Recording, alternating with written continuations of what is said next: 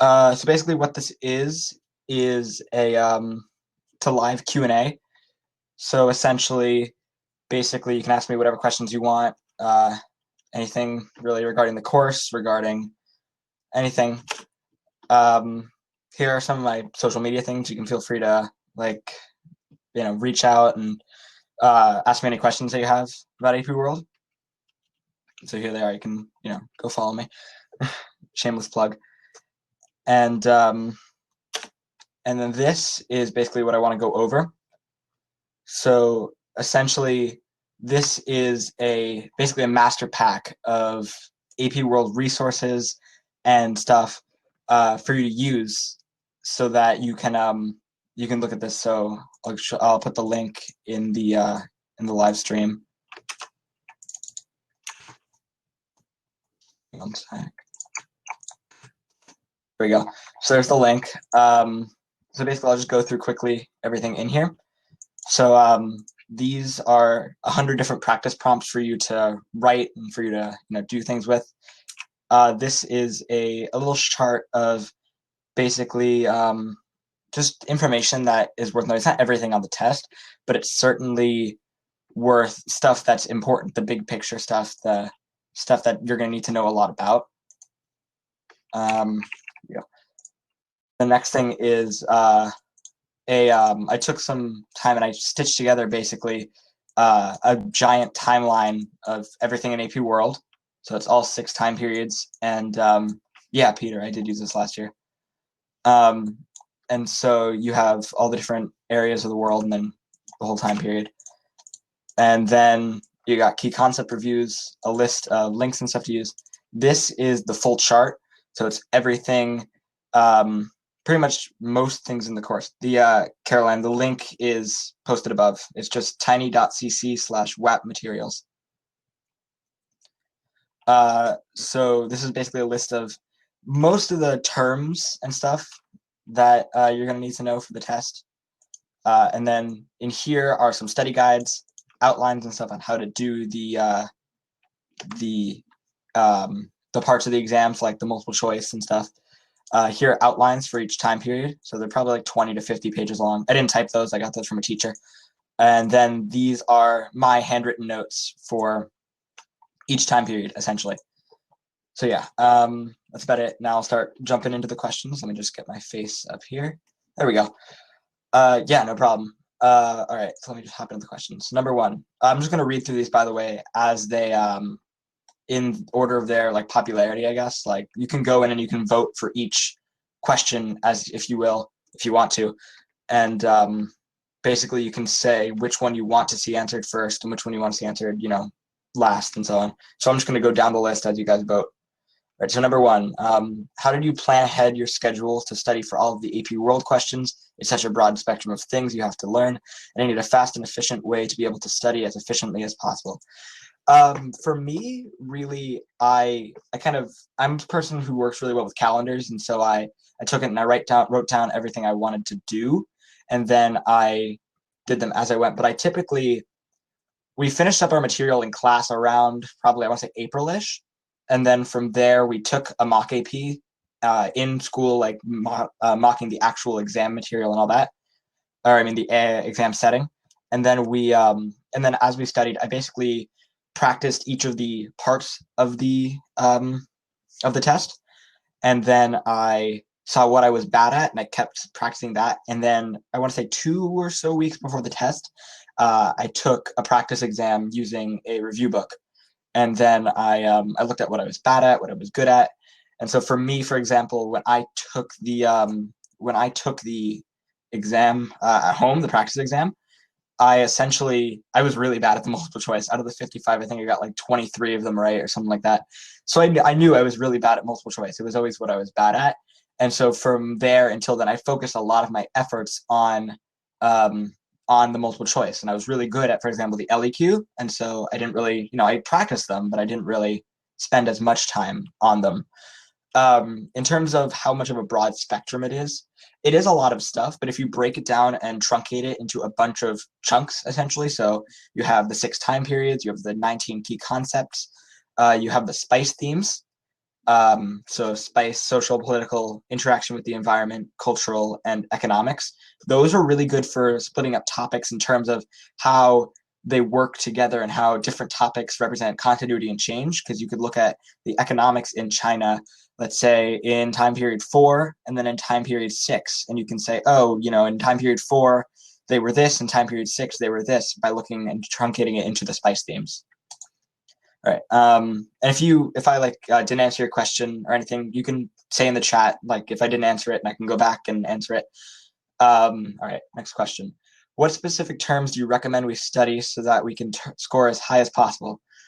With AP World, I'll be honest, it's not about vocab terms. You should know the terms and stuff, but if you could go into the test knowing every single term, and then you would still maybe not get a great score, because if you know every term but you can't take the test, you won't do well. Which that you should know some terms and most of the terms really, but you shouldn't prioritize them as your number one thing. And also, in terms of specific terms, I'd say know like the big picture things. So know be able to identify the names of religions, know words like syncretism, civilization, agriculture, stuff like that, and other types of words that you should know things like caravanserai and stuff like that, because they're nice to know. But if you don't know those words, it's not like it will completely destroy your test. So yeah. What is the best study methods you have found to be the most helpful in terms of preparing for the AP World exam? For me personally, I found, first of all, Fiveable, obviously. It was really good. It was just starting up when I was taking my AP World test, probably around March-ish. And so it was the first year it was going on. And it really did help me, because I'm someone who who learns through looking at things and hearing things. So I'm an auditory and visual learner. I'm not much of I can't sit down and read a review book and then automatically know everything about it. I tried that and it didn't really work. But yeah, so for me, it was always listening and watching videos. For example, in the review pack, in the list of links, Mr. Lassiter is one of them. He's top notch. He goes through each of the content reviews, as long as also Fiveable does. They have videos on each key concept for each world AP World period. They're really good for, just for me at least, for knowing the information, having it basically told back to me, and I can then rethink through it and think through it again and reanalyze it after learning all of the stuff about the time periods. And then also, in terms of preparing for essays, for me, the best study method I have for anyone really is just to practice. I'll be perfectly honest here. Practice, practice, practice. If you do know LEQs, DBQs, multiple choice, short answer questions before the test, it'll be foreign when you look at it actually on the exam. And so basically, you want to practice. You want to just do as many as you can. And even if you're really bad at them, that's a good thing, actually. Not that you're bad at them, but it's good, because that means that you can identify what you're bad at. You can identify what you're bad at and how you can actually look at them. And you're able to analyze your work and see, okay, I'm not getting the thesis point. I'm not getting the contextualization point. And so the next time you write an essay to really focus in on the contextualization and thesis points, for example. All right. How did you study all the portions of this period and keep up with other classes? For me, really, I got really lucky because all of my teachers were very accommodating, because my AP World class I had for every one of my other classes. And so my teachers were really accommodating when it came to giving us time to study. I remember my biology teacher, for example, we had a huge project to do, and then and it was like the week before the AP exam, and she gave us essentially an extra week to do the project, because she knew we were going to be hyped up for the AP exam and ready for the exam, for example. But in terms of, I know not everyone has that, obviously. So for me, it was really a matter of budgeting my time and learning how to work. In the beginning of the year, I was pulling all-nighters many nights up till 2 a.m. doing work for AP World. And that's just because I didn't learn how to work really until probably November, December. And so, yeah, it's a matter of learning how to budget your time, and especially if I was only taking AP World last year, and so I didn't have 5 APs to deal with and have to deal with other tests. So I was definitely lucky in that regard. But when it comes to doing the work, really it's a lot of budgeting your time, figuring out how you're going to get all this stuff figured out, and it's a lot of time management, especially with AP classes. All right. Next question. How do you remember all the content? For me, it's just there's just so much stuff, and I can't seem to keep it all straight.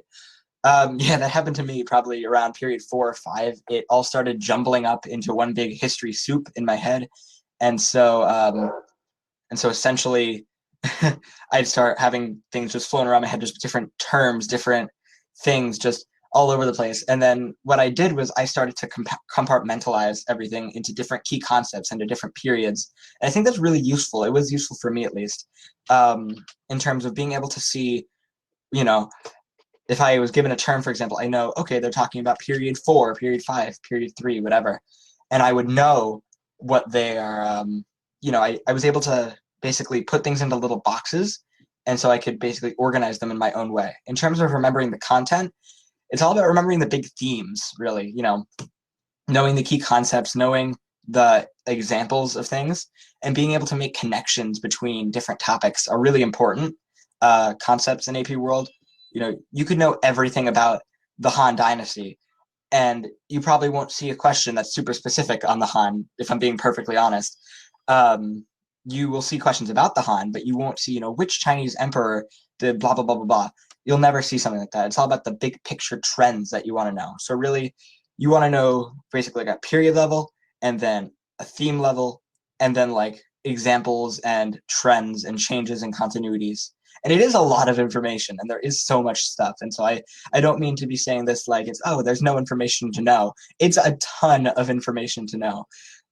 Pages and pages and pages of just information. There's a Quizlet with over 1,700 terms just for the exam alone. And so essentially, yeah, there's so much stuff to know, but for me, it helped to put it into little boxes and kind of put it in my own words too. That really helped me. Essentially, when you put things in your own words, it helps you format your own way of thinking about it. And so instead of just copying and pasting an answer from the internet, I would try my best to write a definition of something or picture it in my head. Again, I'm a visual learner. And so that really helped me. All right. From Mickey, was the mock exam anything like the actual AP exam? And did the mock exam help you prepare for the real one in any way? For me, I took 2 mock exams.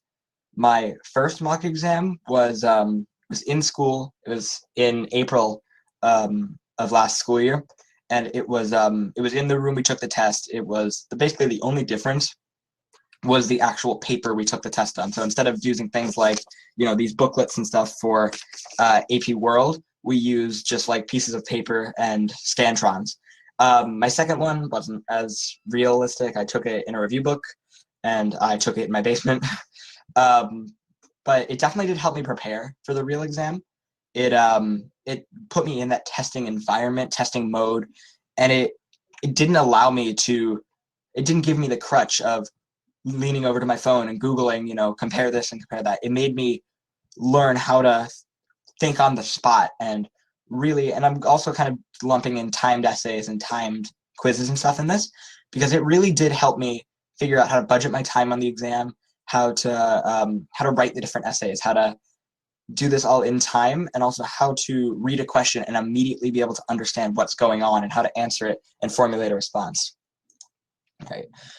From Jeremy, would you say that it's more important to focus on individual developments within countries or connections/comparisons among them? First off, when you say countries, I'm assuming that you mean just states in general, empires, countries eventually, stuff like that. I'm just going to say general civilizations. I'd say both are really important. Individual developments, you don't need to know the super specifics and stuff, but you do need to know probably, the causes for the formation, the effects of their fall, maybe a couple of things about the empire in question. For example, you should know about, when I mentioned the Persian Empire, for example, you should know satraps, royal roads, stuff like that, but you don't need to know like all the dynasties and all the individual rebellions and stuff that took place. But yeah, individual developments are important, but connections and comparisons, I would think, in my opinion, are the most important because that's what they're going to be asking you about on the exam. They're never going to ask you in an LEQ, please explain the, let me think, they're never going to ask, please explain something specific. They're just going to ask you to compare two things, analyze continuity and change, stuff like that. And so you should definitely look into that, but individual developments are still important. And I just want to take this moment to say I'm not the end-all be-all source for AP World. I'm definitely, I'm just a student. I barely took the exam 8 months ago.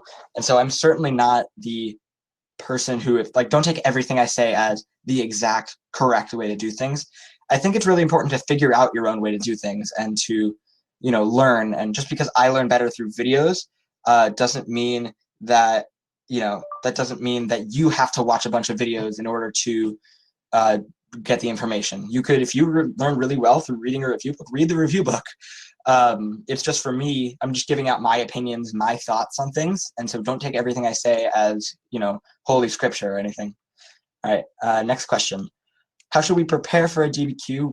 How should we write? Because my teacher is really emphasizing DBQs and I have no clue as to how a DBQ works. Okay, with the DBQ, I should probably take this time, actually. I'll go through an outline I wrote for it because I think that's just, that's helpful. So I can go through and read through the document. It's in the resource pack, so you can read through this with me if you want. So I'm just going to go through each point, essentially, with this. It is the more important of the two essays that you're going to be writing because the DBQ is 25%. One thing to note, it will 3, 4, 5, and 6. So don't expect an essay on the Roman Empire, for example. And so here, let me go through the points. So the thesis point, that's essentially a historically defensible claim, your answer to the prompt. So if they ask you, compare and contrast reactions to, compare and contrast reactions to the Mongol expansion in the period 1200 to 1300, you're going to want to give a right answer for that, a correct answer that is historically defensible with the documents. That is, that's a really typically an easier point to get because it's just, your answer. As long as you have a right answer in some way, shape, or form, you'll most likely get that point. Right. The next point is the contextualization, which the way I think of it is, imagine, like, if you've ever seen Star Wars, for example, the crawling text coming up, before every episode, they tell you whatever happened, whatever you need to know, whatever you need to be filled in on to understand the material, not the material, but the content that's going to be in the next movie. So for this, it's basically like, imagine you were talking to someone who barely knew about the topic you're talking about. They knew the terms, they knew the things like that, and so, but they don't know much about the actual topic. And so basically you want to give them the big global stuff that's going on, just what's going on in the world at that time. And so, for example, this is period 6, so if you don't really understand it, it's okay. But basically, in an essay about, one sec, there we go. Then basically, for example, in an essay that asks you about the Cold War, you talk about the global spread of communism, and connect that to the Cold War and the USSR, or other global conflicts such as World War I and World War II. And they can be from any time period. They're typically from that time period or the time period before. And so, and so it can be from any time, but it's usually going to be the big things going on in the world during that time. All right. Evidence from the documents. That is, so in an LEQ, the evidence really comes from your brain. In the DBQ, it is given to you. It's the documents. They're usually 7. And you use the documents to prove your claim. And so essentially you're using the documents like their LEQ evidence, but you're introducing the document, you're telling what they say. You shouldn't quote documents directly. That's not something you should do. You should just explain the content and then explain how that proves your point. That'll get you some analysis points. So use the phrases like this shows, this illustrates, stuff that'll force you to explain the documents. And then for 1 point, you want to use correctly 3 documents at least. But for 2 points, and this is really what you should be going for, use 6 or more documents. So 6 to 7 documents. I recommend you use all 7 because even if you get it wrong, at least you gave it a try. You won't lose any points. So yeah, the outside information point, that is your, that's as if you were, that's as if you were given it like an LEQ. it's a piece of evidence, but it isn't mentioned in the documents. So for example, I say in an essay about the spread of Islam, you can mention jihads and other holy wars, but you could only get the outside info point for this given that they weren't mentioned in the documents. If they had a document about jihads, you wouldn't get the point. You would get the point for using evidence from document, as long as you specifically mention the document. All right, the analysis point. So the first one, I like to use, my teacher told me that actually I shouldn't take the credit, what are they called, anagrams or acronyms, called CHIPO. So it essentially is a checklist to use to help you figure out how to analyze a document. So there's obviously the content, what is it saying, the historical context, what is going on in the world to influence the author, the intended audience, if they're writing to a certain audience, they could change what they're saying, their point of view. This is important in the sense that, for example, if you have a document talking about slavery and how it's good, but it's written by a Southern farmer, it's a Southern farmer. So from his point of view, yeah, it's helping him out greatly. The purpose, what was it written for? Why was it written? And then outside evidence and knowledge, we just went over that. It's just anything outside that you know about. So according to the College Board, for at least 3 documents, you explain how or why the document's point of view, purpose, historical situation, or audience is relevant to the argument. So essentially, you want to use point of view or purpose or situation, which is really kind of like a weird way of putting it, or audience. You want to mention how that is relevant to your argument, your development of your argument, and all that stuff. So you could, again, like I said with my slave example, when you're writing it, you could say, it's not surprising to see a slave owner supporting slavery because as a Southern farmer, he receives help from his slaves. Yeah. And so basically you want to, rather than just use a document for evidence, you want to analyze the document's point of view, purpose, situation, or audience, and connect it to the prompt. This is usually for most people the hardest point. It's usually what people don't get on the DBQ if there was any one point that no one got. And yeah, it is a hard point. It takes a lot of practice to do. I remember our teacher was grilling us on this last year.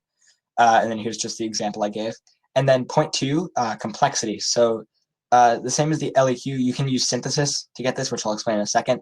Here's, I'm going to go through the actual list given by the College Board, and you must do one of these to gain the point. So explaining the nuance of an issue by analyzing multiple variables. So like, for example, if you mentioned positive and negative effects, explaining both similarity and difference, continuity and change, or multiple causes, or explaining both cause and effect. That's pretty self-explanatory, and you should be doing this regardless, really. It should be an easy enough point to get. And so, yeah, that's really an easier one. Explaining relevant and insightful connections within and across periods. That synthesis, which is recognizing similarities in a different time and place. It's by no means required, but it can earn you the point. Confirming the validity of an argument by corroborating multiple perspectives. Qualifying or modifying an argument by considering diverse or alternate views or evidence. And those are really what you want to do to get the complexity point. Really, these first 3 are the easiest ones, the multiple variables, similarity, difference, or synthesis. Those are really the easiest ones that you want to get. These 2, I never really understood what they meant, I'll be perfectly honest. They are probably good to know what to do for them, but really these are the easier ones. And so some tips. Read the documents really carefully. You won't get the points for an incorrect interpretation. So like if you incorrectly say what the author means, you won't get the points. And the readers will know what the documents are saying. And also read the source information. I see that's a lot of people don't do that. The author and date info can really impact how you interpret the document, especially the author for point of view, the date for context, stuff like that. Group the documents. So if you have 3 different paragraphs that you're writing about, group them into different topics so that you can have an organized way of talking about them. And then just some regular general stuff. Understand the prompt, know what it's asking, budget your time. I know I saw a question about this earlier. It's recommended to spend 60 minutes on the DBQ, writing for 45 and reading for 15. Don't stress about this though, because you, for the 15-minute thing, because you get to keep the documents for all 100 minutes. They're not taken away from you, but still budget your time effectively. Don't spend 80 minutes reading the documents and then 10 minutes on each essay, for example. Read samples. I really do recommend this. Read samples released from the College Board. Read what's good. Read what's bad. Know what to do, what not to do. And then the one thing that I'm probably going to be stressing through this whole thing is just to practice. You should learn your rubrics, write the DBQs. I know it's scary, but even if you don't write the full essays, just try to read the documents and see how you would organize an essay into its own little thing. And so, yeah, that's the DBQ. I'll probably be talking about that a little bit more. So yeah, here, let me just close that out and get to the next question. Go back to my face. There we go. All right, next question. Where could we take a mock exam? My teacher gave one to us, and then also there are tons in the review books. I recommend things like Princeton Review I used. 5 Steps to a 5 is good for vocab, especially. But my teacher really administered one, and that's the one that really impacted me because it put me in that testing environment and showed me what it would be like to actually be sitting there in the exam for 3 hours long, sitting there figuring out how to approach the questions and stuff. And it was stressful my first time around. I'm not going to say that I like immediately hopped into that exam room, murdered the test, and walked out like it was no one's business. It was stressful. I remember running to the exam that morning and being terrified for not knowing what the questions were. And that's really where the stress came from for me, was the element of surprise. I was confident in my abilities to know the information, but when it came to like, it always just scared me that the College Board was going to pull a fast one and give us an essay on like something random in Thailand or something that I had nothing to know about. I knew it was irrational, but it's still a very real fear, at least for me, in the sense that you don't know what there's going to be on the exam. So really, you need to have a good way of having practice and knowing how to handle the unexpected. Yeah. All right. Did you find the AP exam easier or harder than you were expecting it to be? I'm going to go through all the 4 sections since it's kind of different for each one. For the multiple choice, it seemed pretty average, maybe a little hard. Some of the documents were really weird. There was one poem about like the Japanese beating the American soldiers at baseball. And then, yeah, I'll get to the train essay. And there were just a bunch of jokes about about the exam, but the multiple choice, it was a little harder than I expected. I think it did well still. I mean, I got a 5, but it was definitely, I walked out of the exam not feeling great about my multiple choice. The short answer questions, those were a little difficult. The first one was super easy because it was just about the Holocaust. Generally, it was about mass conflict and mass murder, and and so with the short answer questions, I really struggled on, if you go and look at the actual document with it, it will say it was the third one or the second one that I struggled with. It was about the British East India Company, which is in period 4. I was able to write a semi-decent response, I think, but I don't know. It probably could have been stronger. So yeah, in terms of the LEQ, it was probably one of the easier LEQs I've written. That's because they gave us an essay on the Columbian Exchange, which most of you guys probably haven't learned that, but it is one of the biggest topics in period 4. You should know that inside and out by the time you have your exam. And so they gave us an essay on the effects of the Columbian Exchange, and I was just sitting at the exam, like my jaw on the floor, just amazed that they gave us such a simple essay. Obviously, for some, they chose the second or third prompt that they gave us. They give you 3 different LEQ prompts to choose from. And then I skipped the DBQ, whoops. For the DBQ, they gave us an essay on trains. It was a joke. It was generally a simple DBQ. The documents were straightforward, and I kind of knew where it was going to go from there. And so basically, it was a really simple essay, really, for me at least. And by that time, I want to say, like, even if you I'm not saying that's true for everyone. I'm sure there were people who struggled on the DBQ and had a really easy time in the multiple choice, but this is just, my point of view on things. All right. What is the best way of studying? There is no best way of studying, in my opinion. It's really, you want to figure out what works for you. For me, it was watching videos and writing essays and doing practice. I still do recommend to everyone, no matter what, do practice. But for example, for you, if you're really good at reading a review book, read the review book. But if I was really good with watching review videos. And so what I did was I watched the videos and I took notes on them, and that's how I learned. And so studying in terms of, thank you, Andrew, I know. Studying in terms of, there's no best way to study because it depends on you and your personality and how you learn. I can only give what my position is, which is watching videos and getting it essentially retaught to you. Ivory, they were review videos in the sense that it was a teacher going through key concepts. So if you want, you can go to the, let me go back to the screen here. There we go. You can go into here, into this list of links. Oh boy, there we go. And you can click right here. It's Mr. Lassiter and Crash Course World History, 2 amazing, and Fiveable, obviously, 2 amazing AP World channels, Crash Course World History, I think most of you guys have probably heard of. Mr. Lassiter, he does actual key concept reviews, so I can pull it up. And then Get a 5 is also a good one for content. I would not recommend it for the essays and stuff. But here, so like you can see, he goes through period 1 is one video because it's just so small, but you can see he goes through each time period in a couple of videos. I remember and he also does videos on how to do the essays, and so I was definitely keen on watching those. They're really important to watch, and they're good. If you really want to watch the videos, they are essentially one of the, they're really good. There are so many videos. Yeah, John Green is really fast. That's why I really watched him for quick reviews and when I didn't know something specific. So yeah, all right. Next. Is it more important to understand ideas than to just memorize them? And how would you go about this?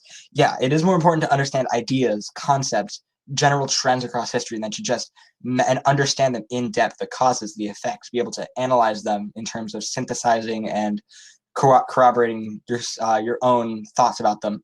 And so what you want to do is, got the chat right now, that's getting me.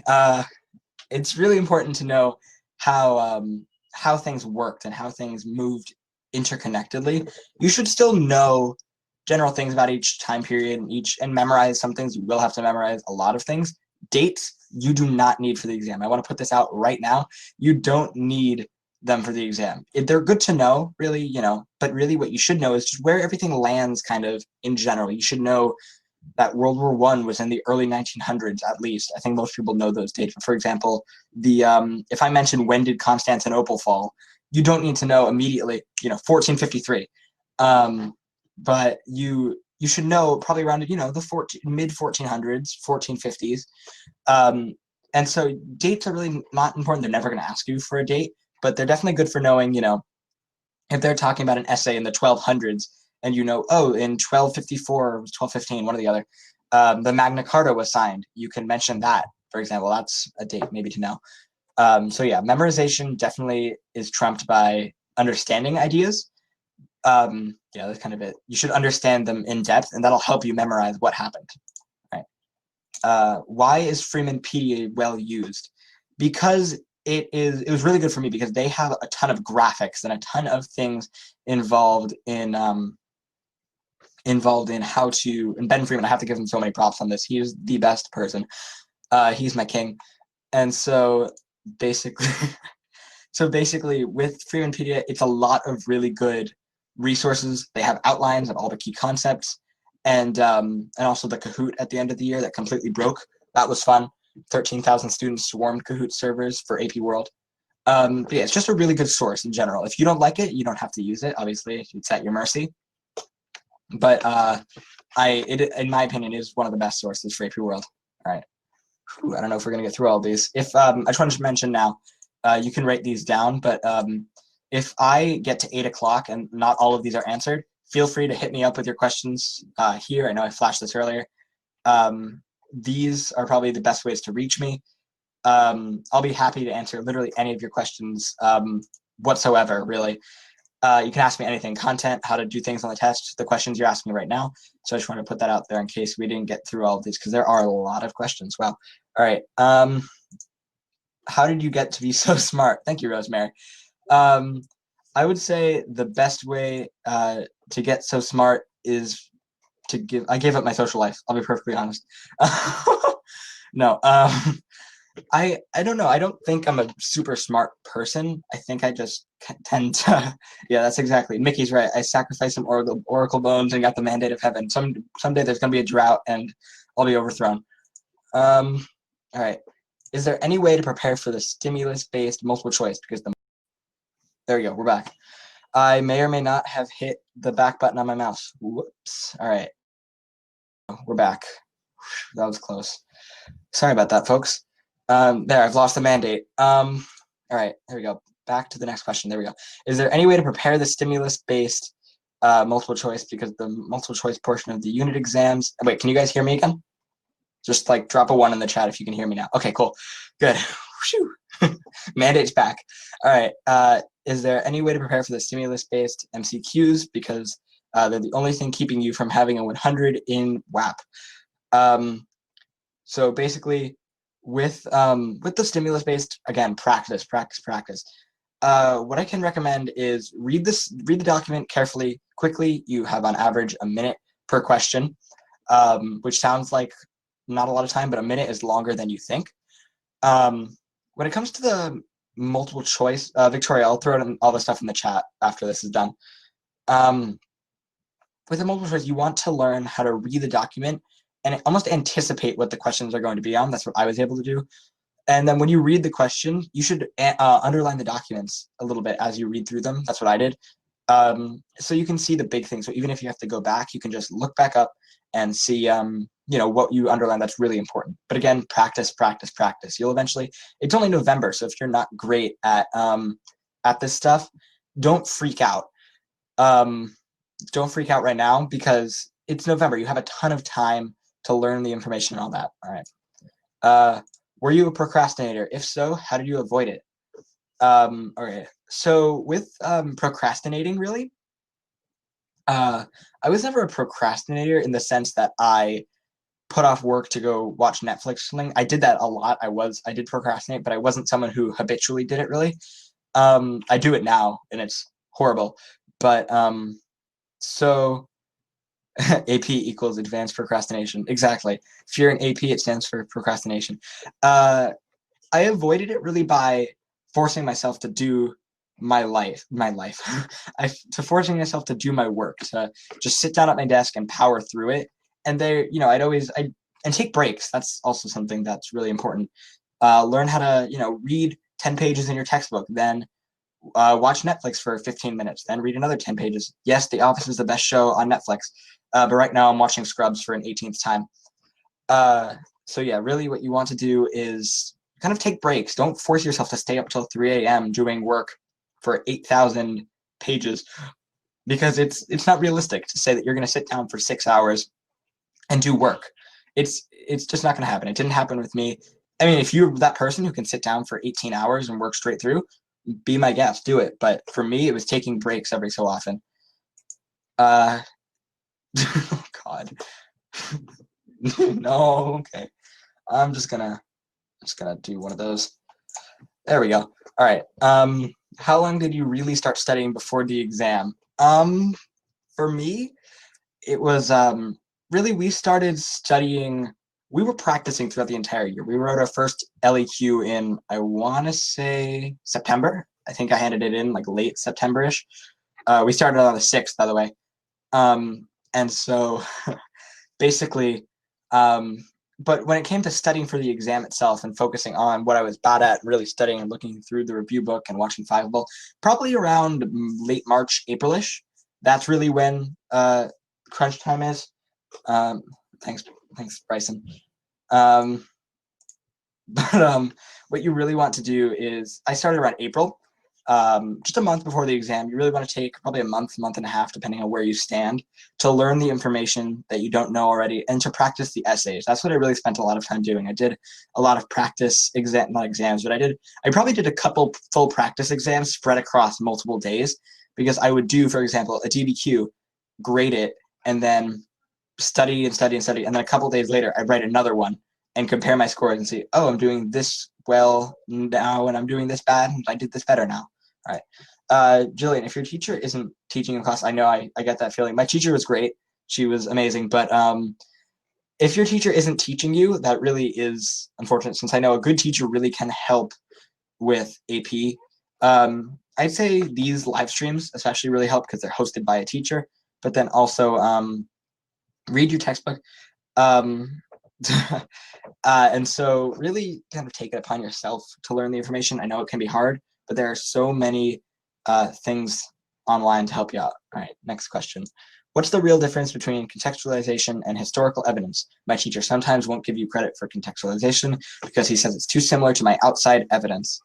Contextualization is really your big picture stuff. You're welcome, Jillian. Evan, I'll get to that in one sec.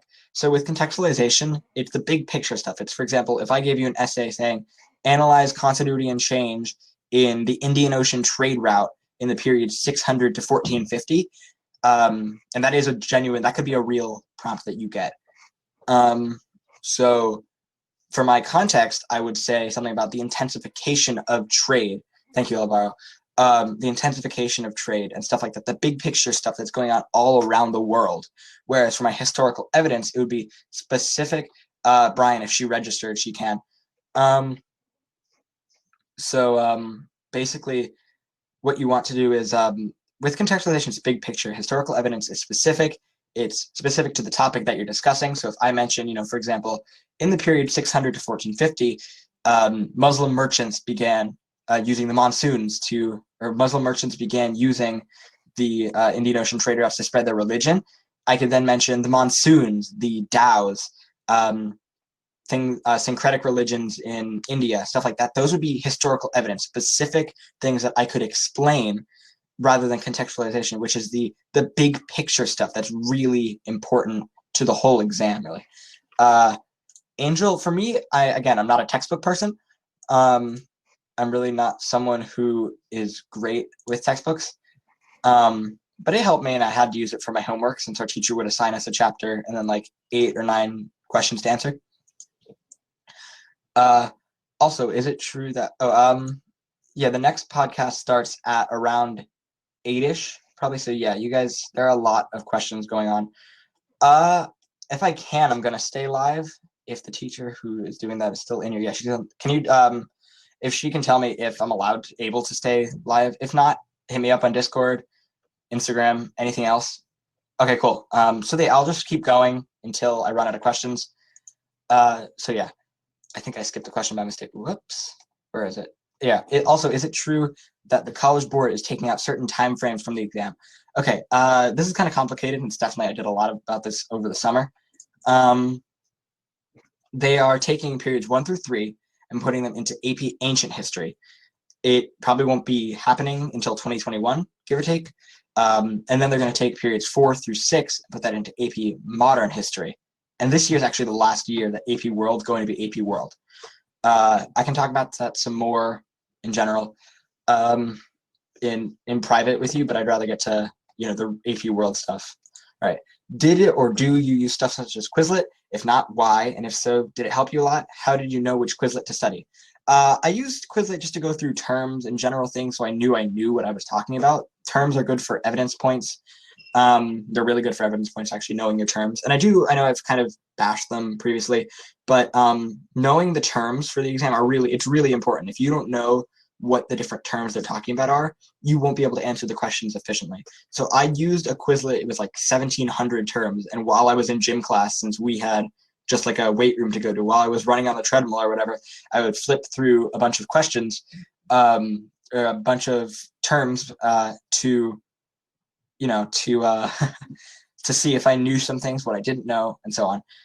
If you look up AP World Quizlet, that's really what's going to show up. The 1,600 term one, I'll be sure to add it to that list. Yeah. All right. Thoughts on Jared Diamond? An absolute god. He is my Lord and Savior. Enough said. All right. Guns, Germs, and Steel. Forgot to say that. There we go. All right. What are the big ideas or details that we need to know for the Ottoman, Safavid, and Mughal empires? All right. They're gunpowder empires. That's definitely something you should know. They formed because of the spread of gunpowder. They got guns. They got really good at using these guns. They got really good at shooting people, and they took over places. The Ottomans and Safavids, it's probably worth knowing that they had some conflict in, I forget the name of the exact battle, but it was some battle that basically split their empire, that basically defined the border for them. And you could Google the actual page, the actual battle number, or battle title. But also know for the Safavid Empire, it's Shia. So the Ottomans are Sunni, and the Safavids are Shia. And that's worth knowing. And that's also why Iran is a Shia country, whereas most of the other Muslim world is Sunni. The Mughals, maybe know Akbar, know about Sikhism, and know about the British East India Company and the relations between them, and the Dutch East India Company, just joint stock companies in general. And then know just the big ideas about them. All right. What do you say the curve is for a 3, a 4, or a 5? I'm just going to actually just pull something up to show you this. So there we go. There it is. My teacher used this to grade our mock exams. This is an AP World score category. So you can see a 55 50-ish will get you a 3. If I just try to take this down, yeah, a 48 will get you a 3, give or take. Don't shoot for a 48, obviously. And this is the projected curve for 2018. So these aren't exact numbers. For a 4, you probably want around, yeah, like a 60 to like a 70. And then for a 5, it's like a 75-ish and up. Yeah, so that's basically just, you don't need to know that really because you won't be able to know your actual score. So yeah. All right. Did you manage to memorize? How did I manage to memorize such extensive content? This is not my forte. The big sad. Yeah, it is the big sad. So to memorize such extensive content, again, I understood them conceptually. I didn't just know, I didn't have a giant paper memorized in my head to know the Safavid Empire was in Iran and it did this and this and this. I understood, like I looked at maps, I understood how the world worked as a whole. And from there, I was able to understand and look deeper into different areas. So with, for example, the Ottoman Empire, I didn't just immediately memorize Ottoman Empire, Janissaries, Christian boys kidnapped, blah, blah, blah, blah, trained, whatever.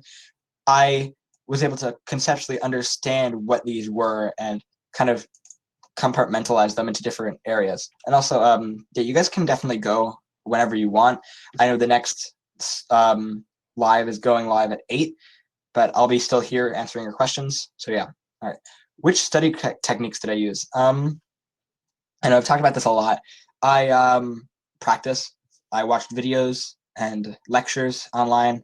I read through my textbook a little bit, really. And then also, my teacher was really great. She had us doing practice every day. Yeah, I think the replay will be available. I'm not 100% sure. But yeah, I've talked about that a bunch. Videos for me, but do what works for you. Just because I did something and got a 5 doesn't mean you'll do something and get a 5. How long should you spend on each section? By section, I'm assuming that you mean time periods. I'd say budget it like the same way that it is on the exam. So you shouldn't be spending your entire year on period 1. If you should still know period 1, but don't know, you don't need to freak out if you're not the greatest at period 1 because it's 5% of your exam. So it goes 5% for period 1, 15% for period 2, and 20 for 3 through 6. So you should really be focusing in on 3 through 6 the most. That's not to say ignore periods 1 through 2. They're definitely very important.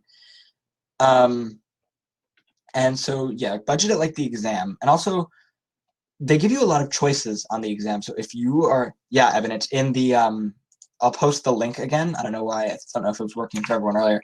But yeah, it's, there's the link again. It's in a Google Drive folder.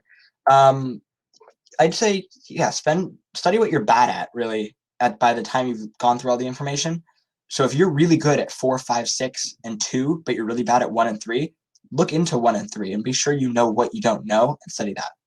All right. If you're self-studying, what are your tips and when should we start? If you're self-studying, you should have started probably around 2 months ago, 3 months ago, around September-ish, August-ish. I didn't self-study the course, so obviously I had a teacher who really helped me study for the exam. If there is an AP World teacher at your school, definitely reach out to her, talk to her, ask her questions. I don't know how every teacher feels about students asking them questions that aren't in the class, but if I was a teacher, I would definitely be fine with it. And I know if there are any teachers in here, you can give your opinion on that. And so with self-studying, really practice. Get a review book. I would recommend that completely. Go through the College Board release. They have released the LEQ and DBQ for the past, I don't know how many years that this course has been going on. And so, yeah, it's really important to know that, again, learn in your own ways, but practice, practice, practice, practice. I can't stop stressing that enough. More due to the fact that it's the way you're going to learn the exam. All right. When talking about the concept of Southernization, what are the most key things to remember? Southernization is a really specific topic. It's definitely really important to know. I'd say know about the intensification of the trade in the southern areas, know about the inclusion of the Swahili coast and China and Japan in this whole thing, know about Southeast Asia and the, what were they called? Sufis, the Islamic mystics who helped people convert, know about the different technologies such as the DAOs and the things, and then know about the different kind of, maybe know some products like, correct me if I'm wrong for anyone who's covered this, but I'm pretty sure it was pepper, spices, and like cloth, I think were the 3 big ones. Again, correct me if I'm wrong. I'm probably wrong on that. But yeah, and I think when you say Southernization, I'm assuming you read the actual article titled Southernization. I know, definitely read that if you haven't. It's a good article. It's just really cool to read. But also, it's really helpful for understanding the intensification of trade in Southeast Asia. All right. What are the most important impacts of eliminating the Arabs in trans-Afro-Eurasia trade with the invention of canvas, and it allows for trade to go around Arabs and the Cape of Good Hope? I'm going to say your question means basically like how important were the Arabs in trade? Yeah, it is a great article. I would say they invented a lot of technology. They invented the astrolabe, the dhow, the lateen sail, just a ton of stuff that they invented. The Baghdad House of Wisdom is something that you should probably know. And then they really intensified trade because also Muhammad was a merchant. So knowing that Muhammad was a merchant and his wife was a merchant, I believe, if I recall correctly. No problem, Ansley. See you later. So basically with it, you really want to, really the Arabs were the foundation of all this. They were the central point, the focal point for all of the trade routes where a lot of them coincided. When it came to the African trade routes, it was Muslims really did affect that route. So for example, you see things like Mansa Musa going on a pilgrimage to Mecca and then destroying the economy of Egypt because he was so rich. And other interregional travelers such as Ibn Battuta and Marco Polo, who isn't an Arab, but Mansa Musa is my sugar daddy, nice. And so, yeah, the Arabs are really an important thing. You should know definitely about them and their effects on trade. Things like caravanserai are worth knowing. And then they're just intellectualism and their technological benefits. All right. Was it a bug or rather worry you had going into the exam? It was a bug, definitely a bug. I practiced for a month and a half. I was super confident. I was worried a little bit because obviously there's always that little, I was talking about earlier, the element of surprise that the College Board could hit you with. But really it was a bug because I knew I was prepared and I was excited really because I was excited to get the class over with. I knew that the school year was coming to a close. I knew I'd never have to open another AP World book again. Sorry, Miss Haggerty, but yeah, sorry. Yeah, I was happy that the class was coming to a close. And so it was like a culminating moment for me where I was like, after all this stress and all of this, stress, really, that's all I can say. It was all coming to a close. I was ready. All right.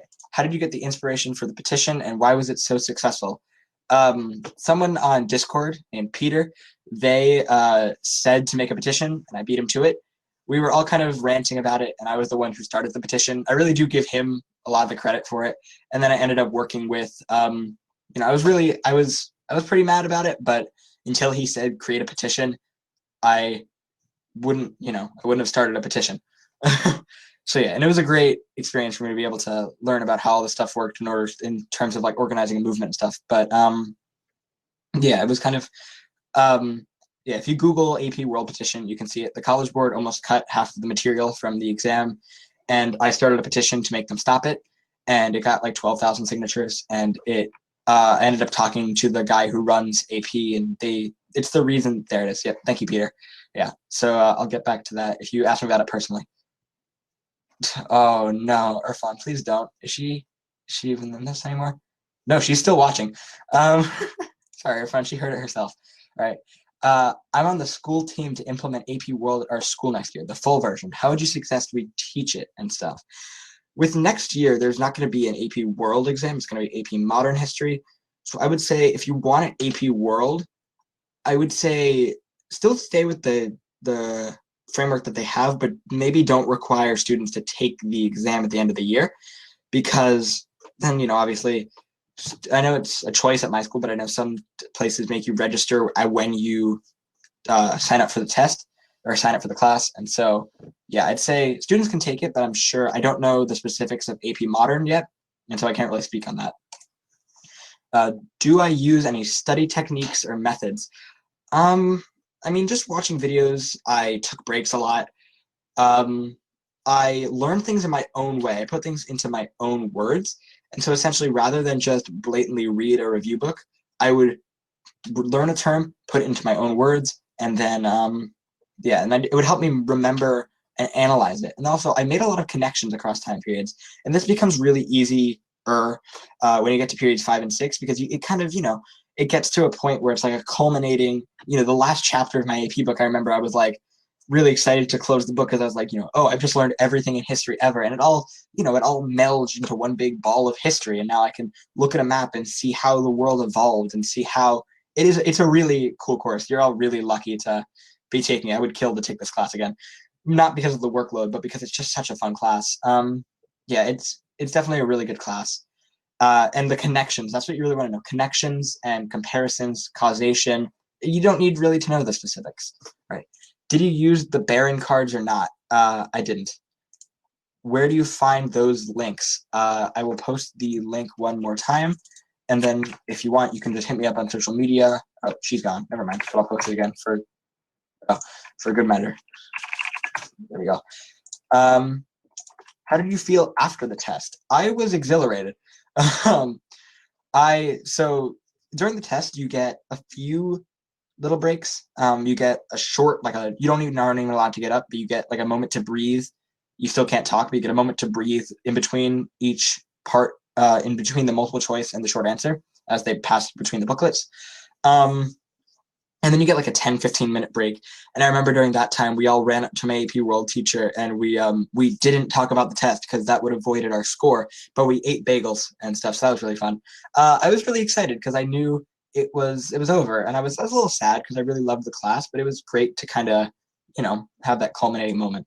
All right. Best textbooks or review books. Princeton Review, I used, oh, thanks, Amanda, just throwing out my people. No. All right. Best textbooks are probably, I used Ways of the World by Strayer and another one that I can't really remember. Really, any textbook, as long as it's AP edition, works. Again, for me, I wasn't sitting there reading my textbook for fun, I guess. Not for fun, but like for my own knowledge, because I only read it because we had to. All right. How did this, I'm trying to speed up through these questions, so sorry if I'm rushing a little. How did the setup of your essay affect your overall score? Does it matter if you do things in a timelined order? Does it depend on the subject? It's very topic to topic. My essay, I always did it in the matter of context, thesis, and then my 3 topics. I always did 3 topics. I wouldn't recommend really timelining things, again, because dates are, you don't need to. No, I'm not hosting both videos. I would if I could, but I don't have the PowerPoint for Asia, and also Amanda's a real AP World teacher. I'd say the setup is definitely important because especially your thesis must be in either the last sentence of your intro or the last sentence of your, or in your conclusion somewhere. So yeah. What strategies do you personally prefer for answering multiple choice questions? Again, this was really, I was never great at these. I always somehow managed to do okay on them in class, but I told you, on the practice test I took, at home, I got a 20-something on them. So it really, yeah, see you, Angel.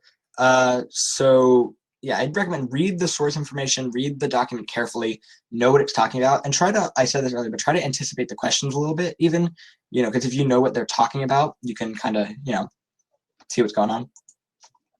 Are you taking APUSH now? Sort of, not really. Yep, see you, Zara. You guys can stick around if you want, or, either way. Are you taking APUSH now? I'm taking, so my school does a 2-year long APUSH, so I'm in APUSH 1. And so essentially our class covers periods 1 through 5 of APUSH now, and next year we're doing 6 through 9 and then doing a full review and taking the test next year. So technically, but not really. My favorite AP World test meme. Oh, you're gonna make me choose between these, aren't you? Oh. Okay, see you, Adam. The trains or the baseball? Honestly, it was the trains, the baseball, the Thailand. Thailand was a really underappreciated meme. That was a good one. Anyway, I think I answered this textbook question. How do you find your motivation to study? Really, I really loved the course, and by the time I really didn't. I know my teacher's on here, so I'm going to be insulting her a little. I didn't love the course really until until this time of year, really October, November, December-ish. I started to like it, and by January, February, I loved this course. I looked forward to it every day. Really, because I liked the information. It was, and also I and new college credit was on the line. If this was a normal world history class, I probably wouldn't have studied nearly as hard, even though I still like the information, but it was the college credit that really motivated me a little bit. All right. What are some of the keys with the Arabs in the post-classical era? Is the post-classical a highly tested time period? With the Arabs, I'm also going to kind of take that to mean Muslims because they're kind of synonymous. They're not synonymous, but in this time period, they kind of are. Yep, see you, Jillian. The trade, you should know the caliphate developments, know about Africa and stuff like that. That's really important to know, probably. Stuff like that. And also just knowing the general key concepts and stuff. All right. Do you think it would be possible to take the AP exam without taking the AP course? The school I'm transferring to doesn't have AP, but it has honors. Yep, I'll see you guys.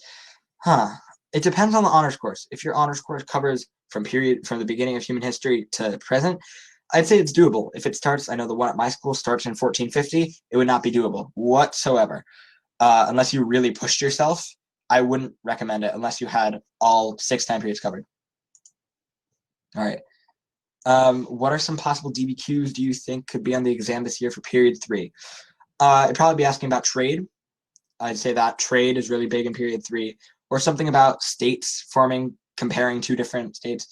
I'm going to kind of make my predictions for the AP exam now.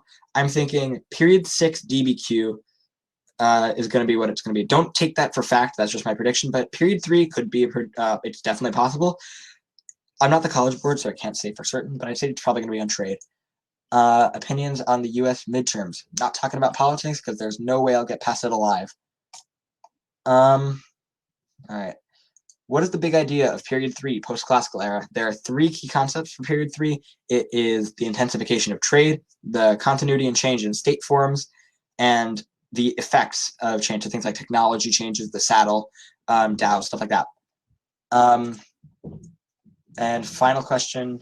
My Instagram is, it just said down there. Yep. All right. That's all the questions I have so far. If you have any other questions, drop them in the chat, or I'll sit here for a few minutes, kind of chill out. I'll talk about my experience in AP World probably to close out. With the AP World for me, I had a really great teacher. I practiced a ton, and our teacher really did push us to practice the exam, and she taught us the rubric and learn by the rubrics and the key concepts. See you, Amber. The key concepts are really what you want to know.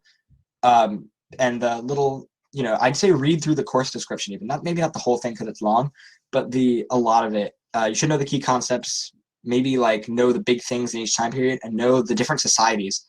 All right, we got another question, I think. What is it again? Here, I'll comment it to you, or I'll put it in the chat. All right. There we go. All right. Yeah, so I think if there aren't any more questions, I think I'm gonna close out. Yeah, probably around, I think my typing speed's like 80, 90 to 100 words per minute. Yeah, but I think I'm gonna close out for tonight. If you have any other questions, I will post all of my info into the chat real quick. Feel free to, so that's my Discord right there with the 4 numbers after it. And then here's my Twitter handle. Yeah, feel free to hit me up on any of those. So yeah, all right. I'll probably be talking to you guys later. So I'll see you.